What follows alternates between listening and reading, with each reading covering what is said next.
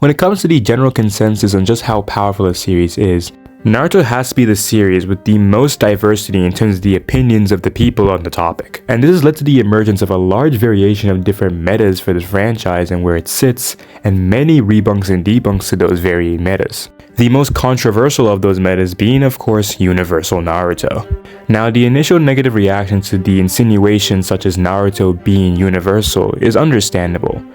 The idea that a series mostly about ninjas who throw knives, having characters who are capable of destroying the universe, space-time itself, is obviously hard to grasp or believe. To put it into perspective, Dragon Ball, a series wildly known for its immense power, didn't even have a character that powerful until the Buu saga in the manga, or at least didn't have any material that could place any of their characters on that level. However, with that in mind, I feel like there's a key aspect to this that a lot of people who both argue for or against the idea of Naruto being universal seem to always miss out, and that is all the lore and material surrounding the Six Paths power. The Six Paths tier of power has always been treated as something quite sacred within Naruto. Even in Boruto, the main power source of the main villains, the Otsutsuki, has always come from the same source as that of the Six Paths power. And I truly do believe the manga of Naruto and the material supporting it point very strongly in the direction of this being a universal range of power. So without wasting any more time, let's break down exactly what the power of the Six Paths is. At the core of every technique of the Sage of Six Paths, and the very source of all ninjutsu in general, is the Yin-Yang release. As inscribed by Hagoromo on the Uchiha tablets, it said that these two opposite forces work together to bring about all things in creation or the universe.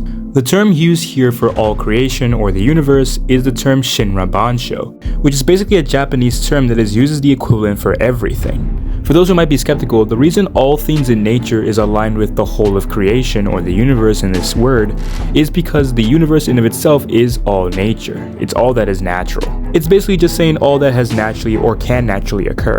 However, for those who might still be skeptical and think that this is just referring to, literal plants and animals, I will go over the full extent of Yin-Yang release. Do know that this inscription by Hagoromo is likely heavily based off the real-life mythology, Chinese mythology, of the creation of the universe being made out of cycles of yin and yang. Moving on, one of Hagoromo's main applications of the Yin-Yang release is through his Bambutsuzo no Jutsu, which translates as the art of universal creation, the art of all creation, or most famously, the creation of all things jutsu.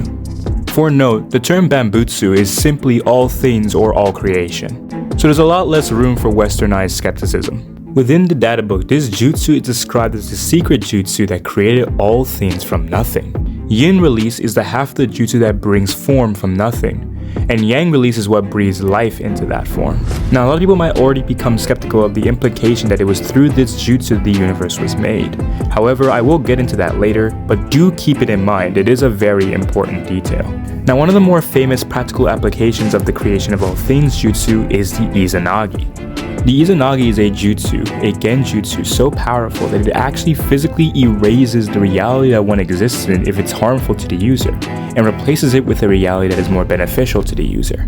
Now, before you all jump to conclusions, no, I'm not using this as some sort of feat for Danzo being universal. This is simply an example of what the jutsu is capable of doing. The reason I don't think Danzo scales to this feat directly is because of the fact that he's not actually directly creating this new reality.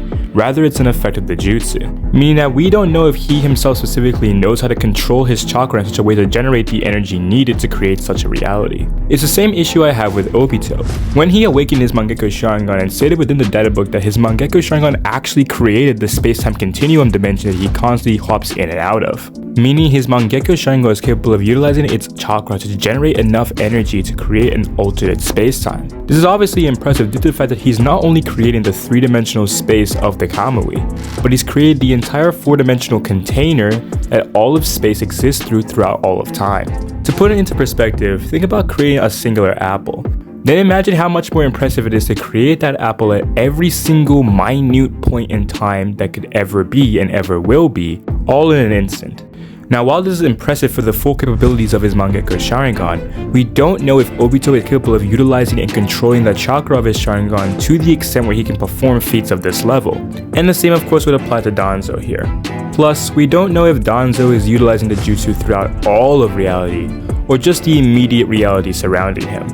Now moving on from this, another major use of the yin-yang released by Hagoromo is through the truth-seeking orbs. Within the 4th data book, it states, "Let those who bear the truth-seeking orbs be granted the truth of all things." And we later learn that this quality is fulfilled by anyone who has 6-pad Sage Mode within the same data book, saying that the divine wisdom given by the founder touches the principles of all things and commands all things in creation. By now you guys are probably starting to notice a pattern with the 6-pads power. Anyway, back to the truth-seeking orbs, it stated that the orbs contain the power of yin-yang release within them, and then it's later stated within the same page that the orbs engulf the power of all creation. This statement is then repeated when Kaguya uses her expansive truth-seeking orb. Note that she is using the expansive truth-seeking orb to create an entirely new dimension and destroy the old one. And honestly, I'm just gonna get this out of the way now. Yes, her dimensions are space-times. Within the original Japanese text, time and time again, Kaguya's dimensions are referred to as space-times. Twice by Obito, who not only has a space-time himself and is aware that it's a space-time, but he also has Mangekyou Sharingan, which allows him to see the truth of all things and understand all phenomenon. It's stated once by Sasuke, who has the Rinnegan, which allows him to connect different dimensions together. And even within the data book, her ability to make portals between her different dimensions is noted to be the original space-time ninjutsu. The specific Japanese term used in every instance in Naruto where they mention space-time is Jikukan. For those who are wondering why in some instances her dimensions are also referred to as spaces, it's the same reason that the universe, a space-time, is also referred to as just a space. The entire concept of space-time is that space and time are unified into one singular continuum. So any space that is already deemed a space-time is still space-time even if it's referred to as a space. Calling a space-time a space is inherently correct both scientifically and linguistically. There's no contradictions whatsoever. As long as we know that they're referring to her dimensions, which are already noted to be space-times, then it's completely fine to sometimes call them spaces. Anyway, settling down from that little rant of mine, it's very clear that the power of yin-yang release goes beyond simply just manipulating the natural things such as plants and animals, but allows users to fundamentally manipulate and utilize the power of the universe itself. Now, a big question on a lot of your minds is probably how exactly these beings are able to access these two fundamental forces. Exactly what granted them this power? And does this at all elaborate on the full extent of what this power can do? Well, to do that, we need to explore the source of all things within Naruto, the Ten Tails. Originally, we saw the Ten Tails as simply a form that Kaguya took up when she fused with the Divine Tree.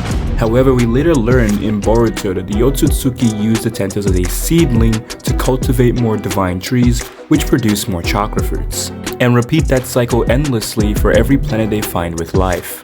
Within the data book, we learned the Ten Tails is a fragment of the Divine Tree that gave birth to the universe. The specific term used here is Tenshi, which translated as heaven and earth is a figurative term in Japanese for universe. Now, I know even though the term's primary use in Japanese is for universe, I know due to some Westerner bias, people will doubt that for Naruto specifically. However, that doubt doesn't really matter, as we later get another statement that the Ten Tails / the Divine Tree is the source of all things in creation.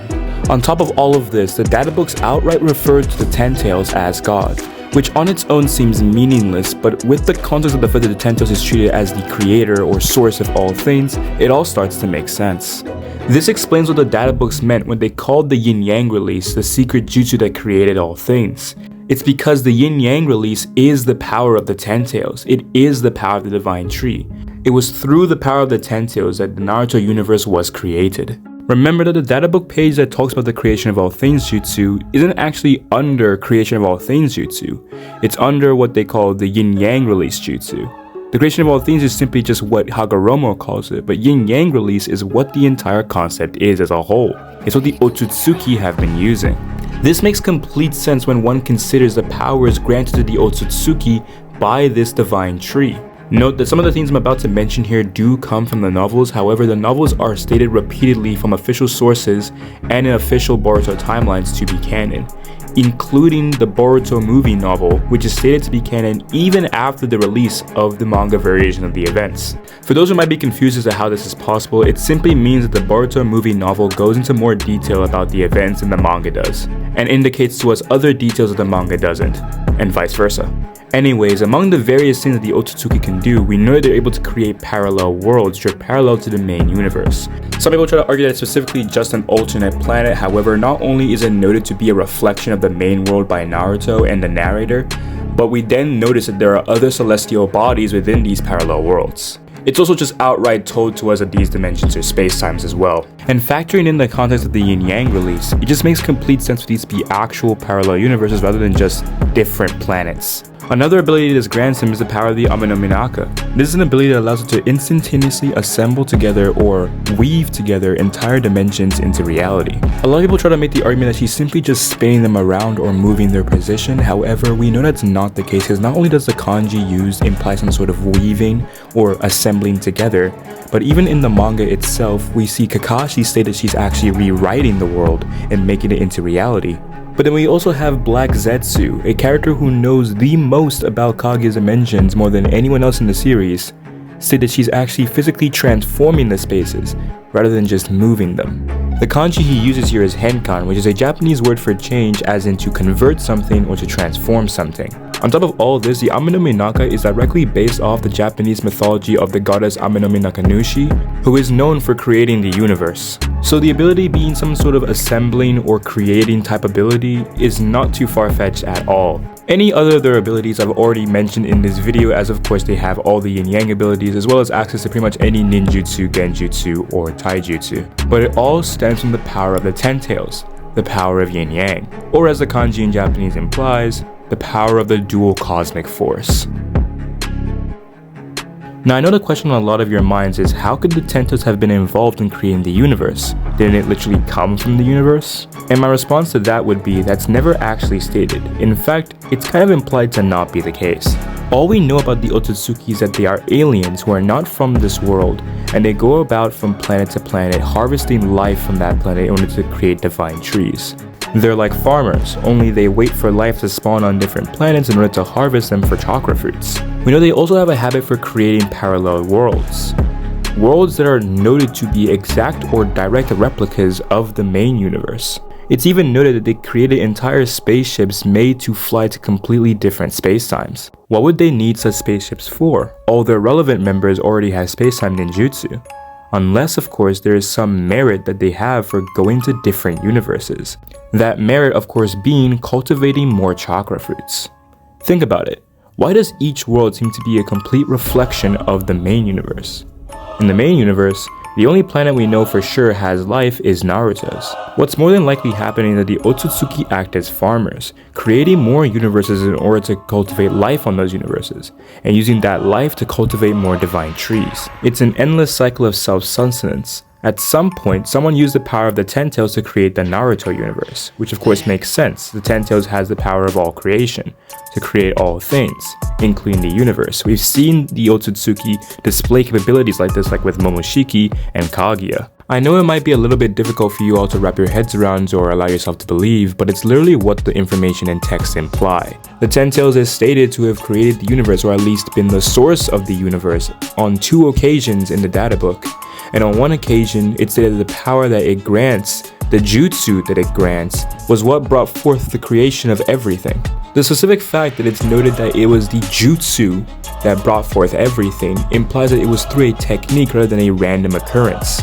Some Otsutsuki purposely made the universe. And again, the material within the series completely supports this, with the Otsutsuki's abilities, their technology, and their purpose. More than likely, it was Kaguya who created the universe, as Kaguya at one point was one with the Ten Tails. She was the Ten Tails at one point, and that specific Ten Tails was the one given that statement of creating the universe. So what more than likely happened is that Kaguya was the Otsutsuki who created the universe using the Yin Yang release jutsu, for the sake of harvesting the life that spawns from the planet Earth in order to gain more power, until she mistakenly became the Ten Tails. This would actually explain away her obsessive and traitorous actions towards the Earth and towards Ishiki. Even though both her and Ishiki were meant to harvest the chakra from this planet, because she was the one who created the universe, she felt entitled towards it all for herself, hence her betrayal.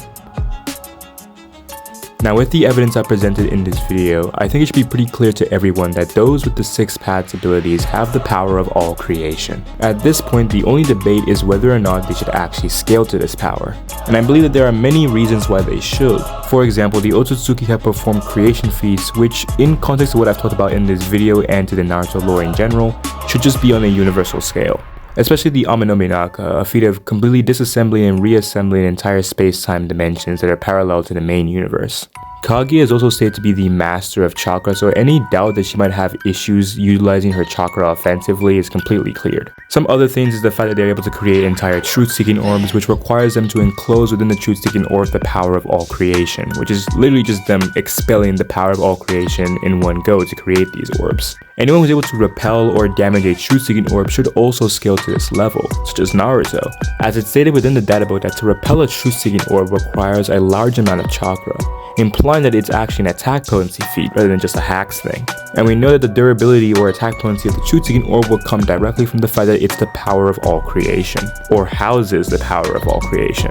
Not only is Naruto also said to be capable of fully displaying the power of Yin Yang release, but we know due to the fact that he has 6 paths Sage mode, that he has complete understanding of all the principles of everything to command everything in creation. And we know that this should apply to his usage of his new chakra, which allows him to access Yin Yang release, as soon as he gets back from getting this new power, he understands fully how to use jutsu such as the creation of all things jutsu. He also displays a full understanding of the process of what he's doing, he just doesn't know how to put it into words. So he should have full control over the power of this chakra, which should allow him to use it offensively. It's also noted within the novels that since Naruto and Sasuke are embodiments of 1/2 of Yin Yang release each due to the fact that they were given 1/2 by Hagoromo, that when they work together and fight together, they actually get this exponential amp due to the fact that they're embodying the 2 forces that gave rise to the universe. I could go on honestly, but this video has gone on long enough. I think the point has been well established. Whether or not you ended up agreeing or disagreeing with my conclusion, thank you so much for watching this video. Please join my Discord server if you have any questions on my scaling or you want something specific from me, and especially for anyone who wants to debate me. The Discord is linked in my bio. My Cash App will also be in there. If you guys want to see more videos like this, be sure to donate or request specific types of videos you guys want to see within the Cash App. That'd be great as well. Your boy kinda in desperate needs for some funds right now, so please slide. But yeah, be sure to like and subscribe, and without taking any more of your time, Antagonist out.